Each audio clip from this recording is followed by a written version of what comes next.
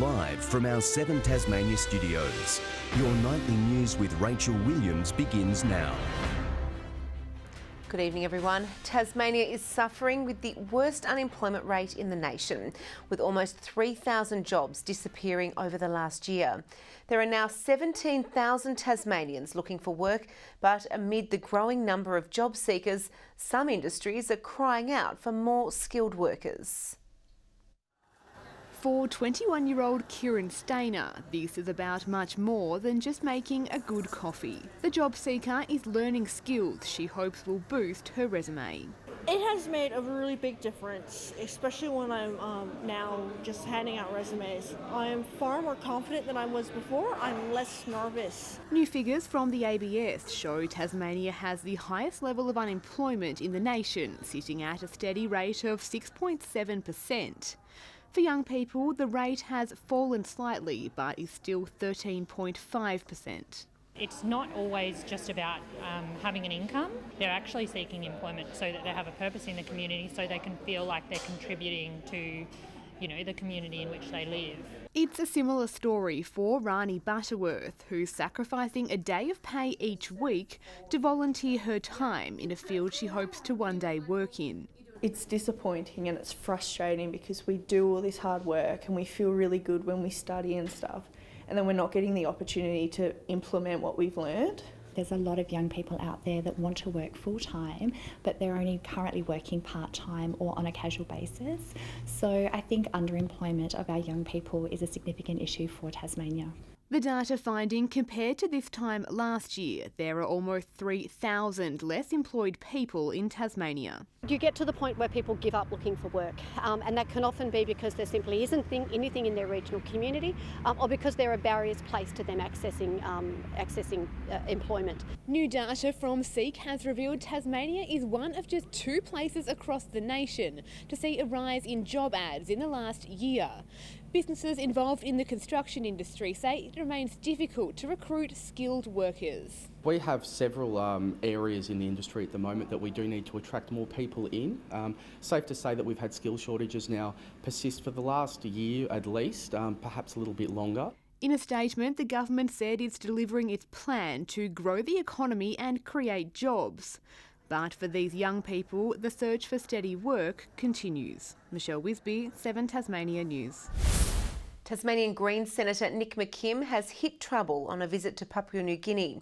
He was trying to enter Australia's offshore immigration detention centre on Manus Island when his passport was taken from him. Senator McKim says PNG officials were angry about what he'd reported on previous visits and told him he'd be deported. They can deport me from Papua New Guinea all they like. I will never stop fighting for the refugees here. I will never stop telling the truth about the shameful way that refugees have been treated in Papua New Guinea and Nauru. He says he will comply with the deportation notice. The state government is thanking emergency workers and volunteers for their dedication in performing several successful rescue missions as bad weather hit the state. But it said the changeable Tasmanian weather makes special bushwalking preparations all the more essential. Authorities reminding hikers to take the right equipment, carry an EPIRB, give details of their trip to family and delay setting off if the weather looks ominous. They've faced everything from frost to flames, but that hasn't stopped the good pickings for Tasmania's grape growers. Another record has been set for the wine vintage, and the taste is promising to be pretty good as well. 11 years ago, Tom Miletinovich was lucky to take 1 tonne of grapes off these vines. This year, he's harvested 12. Everything, the weather was good. It was good, yeah, for change. Yeah, we have been here in very bad seasons. The recent vintage saw drought, bushfires and frost all threaten Tasmanian wine grapes. But there's good news if you're thirsty for our top drop. We've had a record harvest again this year. We've crushed 17,180 tonnes of fruit. In bottle terms, that's equivalent to 1.25 million cases of wine. Tasmania has been blessed with 4 strong years in a row. Pinot Noir is still the pick of the bunch. taking up 41% of the island's vineyards. Pinot is certainly one of our flagship wines, but in the backgrounds I think Riesling is also going to fetch fairly well there too. With the strong 2019 vintage now done and dusted, growers are ready to ring in the new season. We'll be certainly looking at a good, solid performing year next year, weather permitting. All in a day's work for Tom. If you have to work somewhere, this is a bloody good place to work. Sean McComish, 7 Tasmania News. Tasmanians have queued up at newsagents across the state to purchase their tickets for tonight's Powerball draw. A record $110 million First Division prize is on offer, with locals already dreaming how they'd spend it. We've all dreamed of becoming a millionaire, and tonight someone or a syndicate could take home a record Australian lotto prize. Powerball sits at $110 million, this week's draw being billed as the biggest yet. Lottery hopefuls have been hoping to take home multi-million-dollar prizes for the last 8 weeks, but Powerball has continued to jackpot, which means we've seen this record-breaking prize. Thousands of tickets are being bought per minute nationwide. Here in Tasmania, young and old are buying up, with hundreds queuing at local newsagents dreaming of being the winner. They've all got it worked out, and family and charities and all that sort of stuff, yeah, so they all have it all worked out. Yep. Viv knows that winning feeling, having sold a few winning Division 1 tickets in the past. Everyone just loves it. The atmosphere is so much different when they all know that we've sold a First Division, and we get lots of people come in to see if they can win as well. She says she'd love to be the place that sold the record breaker. I hope there's more than just one winner. But yeah, it'd be terrific if we could sell another one. And while locals know their chances of winning are remote, they're in it to win it. Go on a holiday again, then come back to Tasmania. I don't need 110 million. 50 million would be nice. I'm not greedy. And what is tonight's prize then? 110 million is a big one. I might go back and get one then. The draw can be seen on this channel tonight. John Hunt, 7 Tasmania News. The temperatures are freezing, but for workers at Antarctica's Davis Research Station, that's not stopping them from an outdoor challenge. A committed team is aiming to complete thousands of push-ups while braving the elements, all in the name of mental health awareness. Just taking a walk outside takes time, effort and lots of layers in Antarctica. So too does doing push-ups on the ice in negative 26 degrees. But 9 workers at Davis Research Station are doing just that. We're all going to attempt to do 3,128 push-ups over 21 days. The lucky thing is we get 2 rest days in those 21 days. The vast continent, the site for the push-up challenge, an activity aiming to highlight the prevalence of mental health issues, which can strike no matter where in the world you are. We keep mentally fit through exercise, regular sleep, eating greens from the hydroponics, and we look out for each other. So our target today for the push-up challenge is 150 reps, which is to do with the relationship between our vitamin D intake and avoiding seasonal affective disorder. The challenge undertaken across Australia is linked with the organisation Headspace. We thought it was a unique way for us to engage in mental health, also a chance to get fit and learn some more about the statistics of mental health in Australia. Which is just all a big part of staying healthy and well and enjoying our time down here at Davis Station, Antarctica. Aiming to make every day a little bit brighter. Louise Hedger, 7 Tasmania News. A 22-year-old Sorell man has suffered serious leg injuries following a 4-car crash on Tea Tree Road near Hobart yesterday evening. At the same time, traffic was blocked on the southern outlet as police responded to 3 separate collisions. A car and motorbike involved in a serious crash, causing traffic chaos while the scene was cleared. Some of the state's best young netballers were treated to some tips from a couple of the country's best players, with Collingwood Magpies stars Ash Brazil and Natalie Medhurst holding a clinic for the state's under-15 team in Hobart today.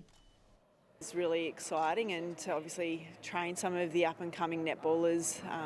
Hopefully they learn something from us and we're able to help their netball develop.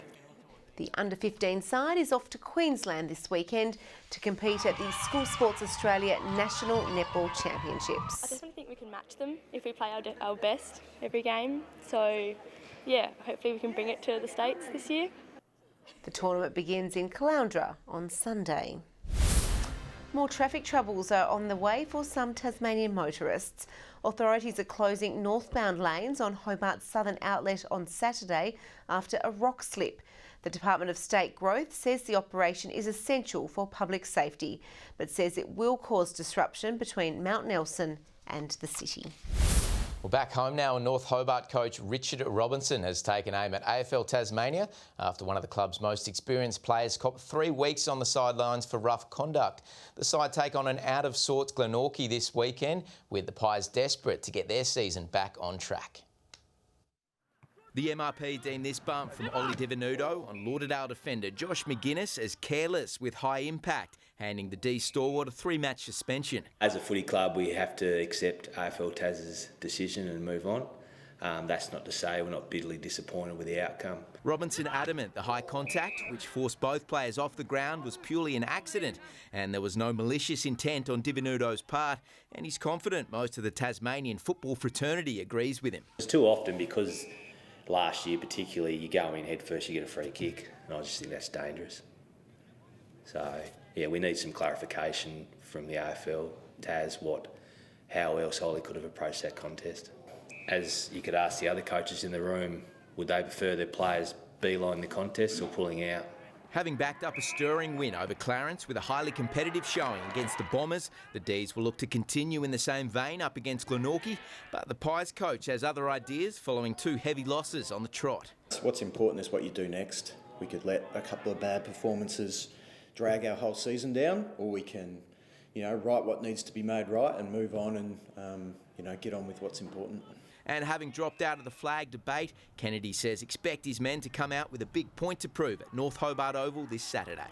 That they're as keen as I am to, fix it. There's a lot of pride in the group. Following a standout performance during the recent Under-16 National Championships in Queensland, young Tasmanian footballer Sam Banks has been named in the 2019 NAB Rising Stars All-Australian team. The Tasmanian Devils Under-16 captain catching the eye of selectors after being named the Alan McLean medalist as the most valuable player at the recent Div 2 Championships, following in the footsteps of Tasmanian AFL recruits Maverick Weller and Taron Thomas. South Launceston and Scottsdale are in final preparations ahead of this weekend's NTFAW Grand Final. The Bulldogs went undefeated in the regular season but lost to Scottsdale in the major semi. Coach Adrian Dean says they've learnt their lessons. If we don't bring our best game and our best efforts, then, anybody can beat anybody. Well, Scottsdale's captain says they need to play with the same attitude as they did a fortnight ago. Play the same intensity and, I guess not change too much. First bounce is at 5:30 p.m. on Saturday. To netball, and Arrows are facing their toughest test of the State League season this weekend, with the side taking on ladder leaders Cavaliers in Launceston on Saturday, followed by a clash with third-place Northern Hawks on Sunday. It's going to be a real show of where we're at. I think coming into finals, it's our chance to show the rest of the competition that we're here to play and we're here to win. So, yeah, I think we're really looking forward to the opportunity.